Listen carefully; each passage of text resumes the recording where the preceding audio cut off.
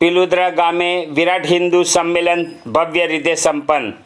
હિન્દુ સમાજની એકતા અને સંગઠન શક્તિનો સાક્ષાત્કાર। રાષ્ટ્રીય સ્વયંસેવક સંઘના શતાબ્દી વર્ષ નિમિત્તે હિન્દુ સંમેલન સમિતિ કાહ્નવા મંડળ દ્વારા પિલુદ્રા ખાતે વિરાટ હિન્દુ સંમેલન અત્યંત ઉત્સાહપૂર્વક વાતાવરણમાં ઉજવાયું હતું। આ કાર્યક્રમમાં કાહ્નવા, કારેલી, વેડજ, ગજેરા, ઉબેર અને નોંધણા જેવા ગામોમાંથી મોટી સંખ્યામાં ભાઈ બહેનો અને યુવાનો ઉમટી પડ્યા હતા।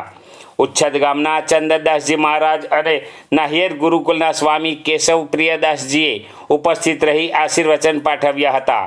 તેમણે સમાજને સદાચાર અને સેવાના માર્ગે ચાલવા પ્રેરણા આપી હતી। મેહુલભાઈ વાળંદે પોતાના પ્રેરણાદાયી ભાષણમાં હિન્દુ એકતા અને સંસ્કાર પર ભાર મૂક્યો હતો। તેમણે ખાસ કરીને પંચ પરિવર્તનના વિચારને સમાજમાં ઉતારવા અને રાષ્ટ્રીય ચેતના માટે સક્રિય થવા આહ્વાન કર્યું હતું। ગામના વિવિધ ક્ષેત્રે વિશિષ્ટ સિદ્ધિ મેળવનાર મહાનુભાવોનું સન્માન કરવામાં આવ્યું હતું।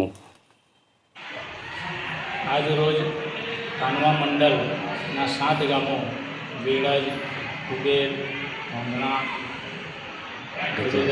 ગજેરા, કારેલી એની હિન્દુ સંમેલન સમિતિના સંયુક્ત ઉપક્રમે એક વિરાટ હિન્દુ સંમેલનનું આયોજન પિલુદ્રા ગામ મુકામે થયું। આ સંમેલનમાં લગભગ હિન્દુ સમાજના ભાઈઓ અને બહેનો કુલ મળીને 800થી 1000 હિન્દુ પરિવાર અહીંયા ઉપસ્થિત રહ્યા હતા।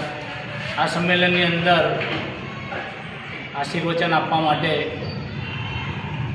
સ્વામિનારાયણ સંપ્રદાયના સંત શ્રી પણ ઉપસ્થિત હતા, તેમજ સમાજના વિવિધ આગેવાનો પણ ઉપસ્થિત હતા। આ હિન્દુ સંમેલનની અંદર હિન્દુ સમાજ ભેગો મળીને આગામી 25-30 વર્ષમાં હિન્દુ સમાજ તરીકે એક વિકસિત રાષ્ટ્ર કેવી રીતે નિર્માણ કરવું તેના માટેના ચિંતન અને મંથન થયું। એની અંદર કુલ 5 વિષયો સમાજ પરિવર્તનના તે આગામી 25-30 વર્ષની અંદર આપણે હિન્દુ સમાજ જાગૃત થઈને આ પંચ પરિવર્તન એ પોતાના દૈનિક જીવનમાં વ્યવહારમાં લાવે તેવા શુભ સંકલ્પ લઈને આ હિન્દુ સંમેલન પૂર્ણ થયું। અસ્તુ ભારત માતા કી જય।